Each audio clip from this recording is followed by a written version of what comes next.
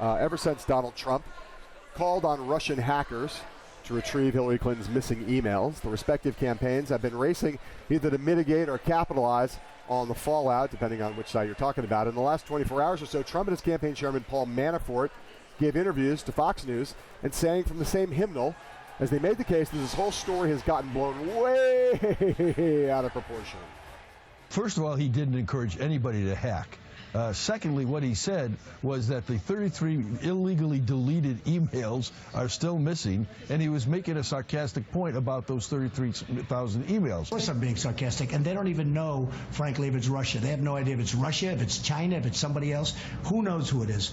But you have 33,000 emails deleted, and the real problem is what was said on those emails.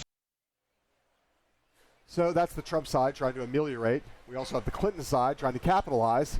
Clinton campaign and its allies putting a lot of pressure on and trying to score points. Clinton's campaign communications director, Jim Palmieri, responded to Trump at a press conference here in Philadelphia this morning, suggesting that a foreign country, in this case a semi-hostile state to the United States, conduct espionage against an opponent who's running to seat the President of the United States is never, it's not sarcastic, it's never a joke, it's something that we should all take seriously. The U.S. Agriculture Secretary Tom Vilsack, who was a finalist on Hillary Clinton's VP shortlist, told Iowa delegates this morning that Trump may have violated a federal law that prohibits, as he put it, quote, siding with the enemy. So, Mark, this controversy has been pretty big news for the last little more than 24 hours, but my question is, do you think that in the back and forth here, is it now behind us for the moment at least, and in the longer term, will it have any real impact on the campaign? I think it can be set off at a moment's notice. I don't think it necessarily anything's going to happen in the next 24 hours because Hillary Clinton's speech will be such a big deal. But we don't really know what the news landscape's going to look like from basically tomorrow through Labor Day. A big gap there where there's nothing on the schedule that's particularly big. They're both going to be campaigning a lot in battleground states. Hopefully we'll get to go to the Iowa State Fair. But I think that there's so many loose ends here. Are there more emails coming? Trump's got to sit down with a serious interviewer and sort of clarify what he meant.